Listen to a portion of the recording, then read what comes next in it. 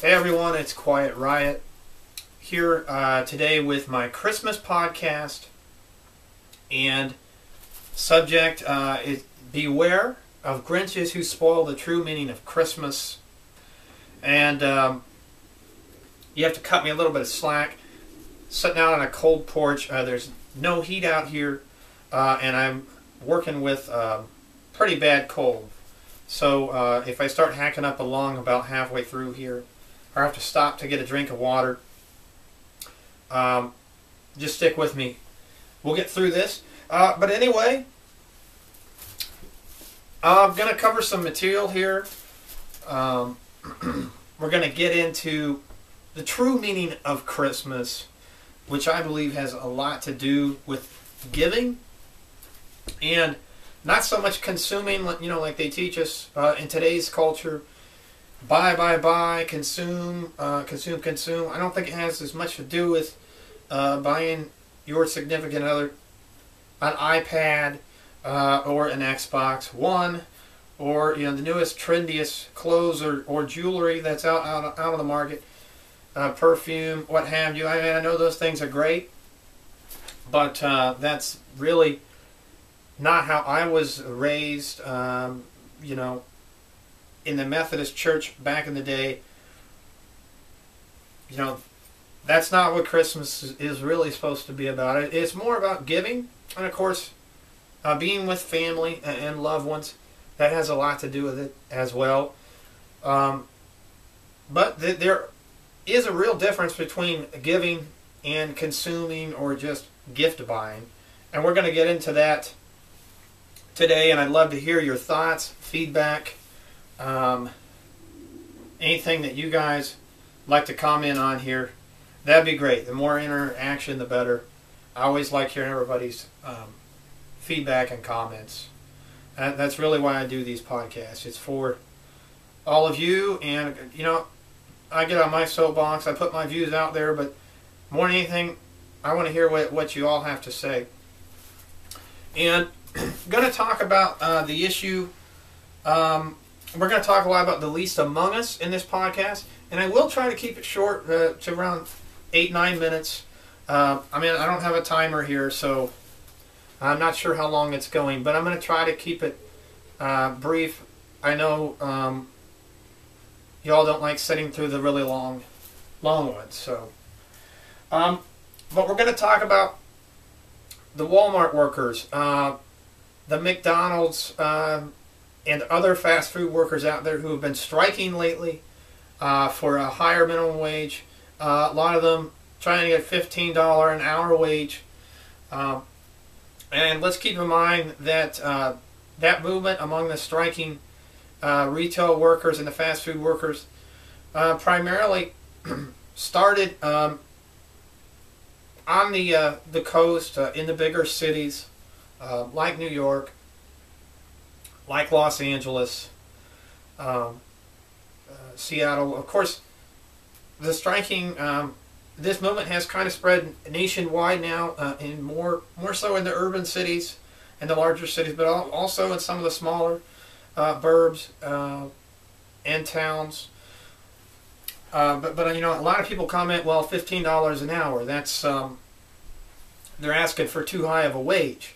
But if you live in one of these big cities on the coast, like LA or New York, or a whole list of other places, you really have to be making around $14, $15 an hour just to be able to afford an apartment and be able to buy food, pay utilities, pay your phone bill, all that kind of thing. So I don't think it's all that unreasonable. And of course, a lot of them, the labor movement has been helping organize these people, but I think the main thing behind the movement is they're trying to get higher wages, better working conditions. So it's not really a union drive per se, and that's kind of one of the interesting things about today's labor struggles. The labor movement and unions, they've taken it on the chin so much the past 35 years that these people are not so much trying to unionize as they are just trying to get better working conditions. The anti-labor sentiment, with all the free market propaganda that's very, very much present in our culture.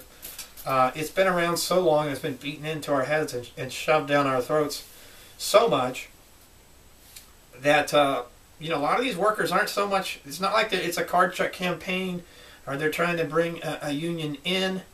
I'm sure some of them probably would like to go union, but in true Gilded Age fashion, the politicians and big business, corporate America, they pretty much are stifling the rights, the organizing rights of these workers. And that really harkens back us to the age of the Gilded Age, where there were a lot worse working conditions.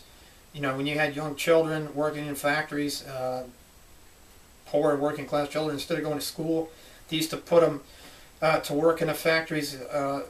They had men working in mines and factories in very poor working conditions, and a lot of times people were not earning what would be considered a living wage today. But here we are. We're back to the point where, where we've got a lot of these people having to survive off of Medicaid and food stamps, since their employers, Walmart, McDonald's, not to pick on those two, but I know there's other companies these who are paying a low wage as well.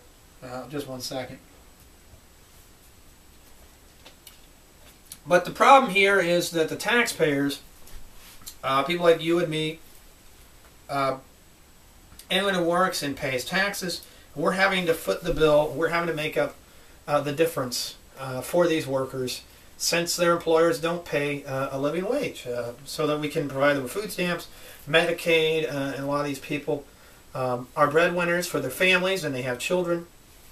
And I don't understand. I do think that their cause, for a $15 an hour minimum wage, that it is gaining some traction in the larger, amongst the larger populace and out in the country. I have seen, more people talk about it. There's more buzz than there used to be. However, I'm a little bit dismayed at, you still get a lot of these arguments among other working class people, and especially here where I'm from, Indiana. You hear a lot of folks saying, well, they flip burgers for a living.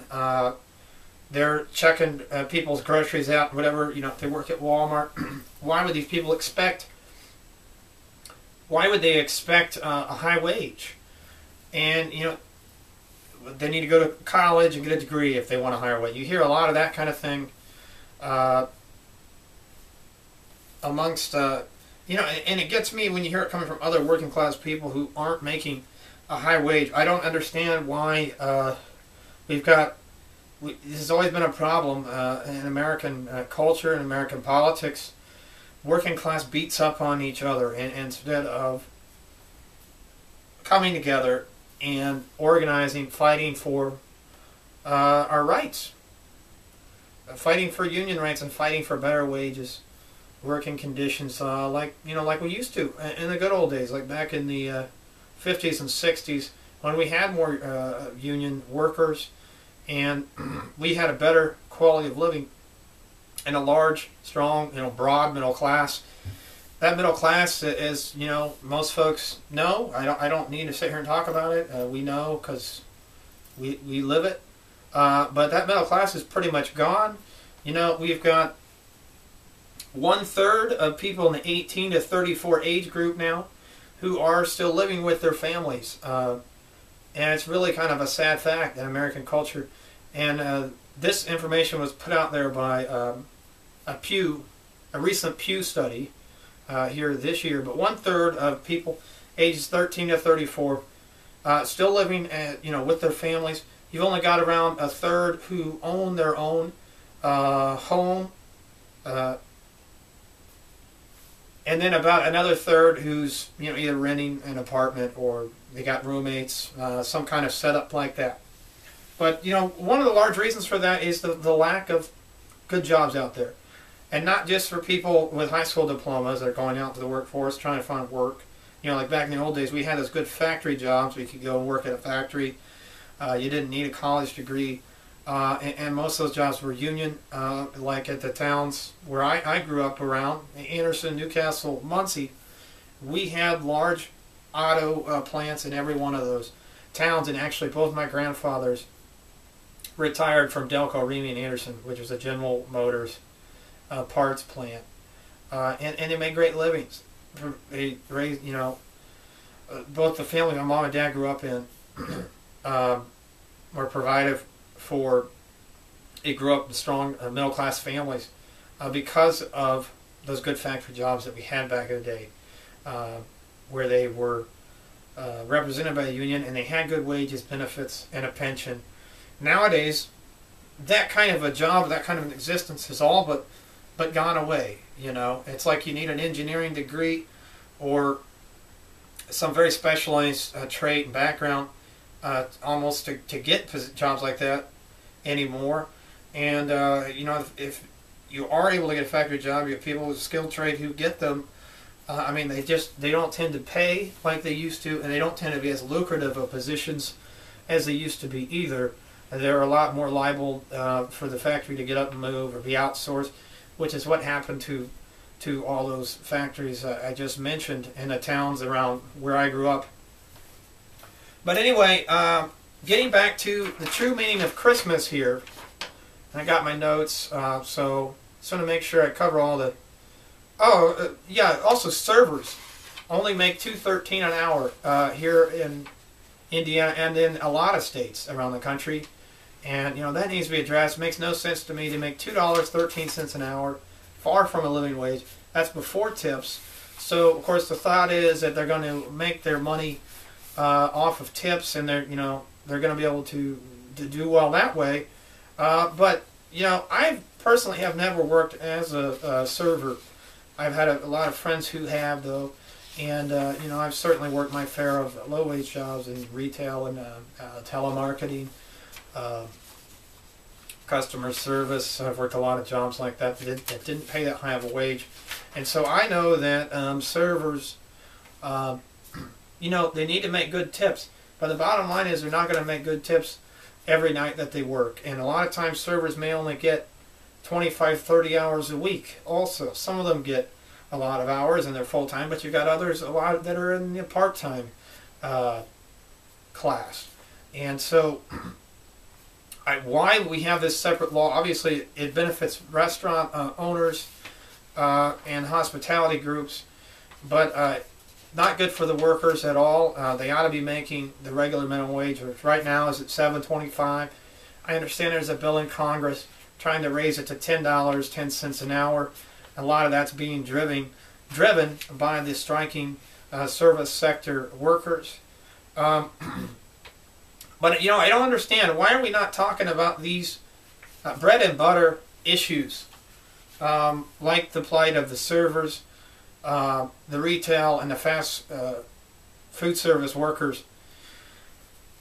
This is an issue that affects everybody. It's not just the people working in those fields. It's not just other low-wage workers. It's not just people that don't have a college degree. It affects everybody. How many people that we have nowadays, kids that get out... They get their degree, they finish college, so they do their part there, and then they go out and they're not able to find a job in their field. I know what that's like because I got a degree in journalism, and unfortunately it's one of the least marketable fields. I used to write for newspapers. Those kind of jobs are few and far between anymore. You're having to compete with people who worked 20 years in a newspaper, 25 years, and got laid off, and so they're competing for the same jobs that I'd have to apply for. So that's my field is a good example of one of those fields where there's just hardly no jobs, and the jobs that there are, the competition for them is fierce, and it's like people are fighting over breadcrumbs anymore, trying to get a job. But and I didn't know when I was going through college back in the early 2000s that my field ended up being as tough as it is, or that even of course I didn't know it was going to change so much due to technology, the internet, either. It wasn't a good idea for the newspapers to all start giving their product away online for free. But that's another story altogether. But, you know, just this past week we had this big uproar over the guy, Phil Robertson, from the duck calling reality show on TV, Duck Dynasty. I mean, I'm sorry, people, but what the fuck? I mean, why is this such an important issue? You're talking about this man's free speech rights have been trampled on. Well, first of all, we don't all have carte blanche free speech rights, and you certainly don't have them at work. In this guy's case, he is a public figure due to his position on the show. And if you don't know the term public figure, please look it up on Wikipedia, look it up online. It is basically a legal term. But when you're a public figure, you can't just go out and embarrass your employer, which is what this man did with the comments he made about black people and about gays. And you know, we have a lot of people, for whatever reason, people in the red states are more conservative folks who are rushing to his defense, saying, "Oh my Lord, you know, Phil, his free speech rights have been trampled upon. This man has lost his job, and it's not fair." And boo-hoo, and what have you. But the bottom line is, you know, I can't walk into my job, as most of you can't walk into your job, start making all kinds of crazy racist jokes and comments or whatever, and expect there to be no repercussions. 9 people out of 10 probably going to lose their job over comments like that. And I understand that man was not at work. He was giving an interview to a magazine at the time. But the bottom line is he's a public figure, so he doesn't have the right to say whatever he wants without there being some kind of consequences. I mean, sure, he can say what he likes as long as he's willing to deal with the consequences and, you know, being fired and public outrage. Bottom line is he embarrassed his TV show, and they didn't want to have trouble losing their sponsors and their advertisers. They didn't want to have a big problem out in the media as far as losing their family. Although I think a lot of the people who watch the Duck Dynasty show probably agreed with Phil's worldview, or they didn't have a problem with it. You know, with his backwoods, redneck, you know, prejudiced comments, which we're going to get to that now, because talking about Christmas, you know, here we go, back in the true spirit of Christmas, and while everybody was in an uproar defending this man's free speech rights, I have to ask you folks personally, where have you been? Why haven't you been mad as hell, you know, talking about folks' rights being taken away from them when you hear about Walmart or McDonald's workers are getting fired because they're trying to organize a union, they're trying to get higher wages? Why don't you get mad as hell, and why don't I see all this people shaking their fist and ready to riot when that kind of stuff goes on? You know, people, it's estimated, this was a few years back, and I was in this boat myself back in 2008. But they estimate about 10,000 union organizers just in the United States get fired every year just for standing up for union rights. And that is actually a protection under the National Labor Relations Act. Federal law protects against being fired for union organizing. However, as we all know, companies take shortcuts. They make crap up and they fire people for that all the time, and then they try to claim that it was, you know, that the person was fired for another reason. But we're going to, you know, get into a couple biblical verses here. I'm going to try not to preach too much, but since this is the Christmas podcast, and we're trying to watch out for Grinches who are trying to spoil the true meaning of Christmas. This is from Mark 12, 26 through 31. It's called the Greatest Commandment, so if you'd like to look it up in your Bibles. This is just getting back to the issue of the comments that Phil Robertson made, saying that, oh, let's see, what did he say? Something about, I don't know why men would prefer an anus to a vagina, and then about blacks, he said, well, he'd never seen an unhappy African-American before the welfare era, and whatever the hell other dumb comments he made, talking about how all the blacks were happy as a lark, you know, back before they had civil rights in the South, which is just, just a really dumbass comment. But anyway, getting to the scripture here, the greatest commandment, like I said, this is Mark 12, verses 26 through, actually I think I might have wrote down there, it's Mark 12, verses 28 through 31. And the greatest commandment, one of the teachers of the law came and heard them debating. Noticing that Jesus had given them a good answer, he asked him, of all the commandments, which is the most important? The most important one, answered Jesus, is this. Hear, O Israel, the Lord our God, the Lord is one. Love the Lord your God with all your heart and with all your soul and with all your mind and with all your strength. The second is this. Love your neighbor as yourself. There is no commandment greater than these. And I think that's interesting because a lot of people focus on the 10 Commandments, but here he said, you're supposed to love people with all your heart and soul, but you're also supposed to love thy neighbor as thyself. And he says straight up, that's the greatest commandment. But people like Phil seem to have forgotten that, and for some reason he thinks that these other people are, not on the same plane as these backwoods guys selling duck calls with the long beards and all this crap that they shenanigans that they get up in their dress and do their thing for the TV show. And hey, if you like Duck Dynasty, that's fine. I'm sure there's stuff that I'm into, like pro wrestling, that a lot of people don't like and don't watch. So you're free to watch whatever the hell you want, but you also have to realize that if somebody embarrasses their employer, and sometimes they deserve to lose their job. And in Phil Robertson's case, that's exactly what happened. And I just don't understand why people are making such a big deal out of that nonsense. And we've got a lot more important issues, like trying to get a minimum wage that people can live off of in this country. When $7.25, I mean, how much is a gallon of gas these days? $7.25 an hour will buy what, 2 gallons of gas? If you're lucky, if you live in a certain part of the country. If you're on the West Coast, it won't even buy 2 gallons of gas, I don't think. But I really think that that's what Christmas is supposed to be about, helping the less fortunate.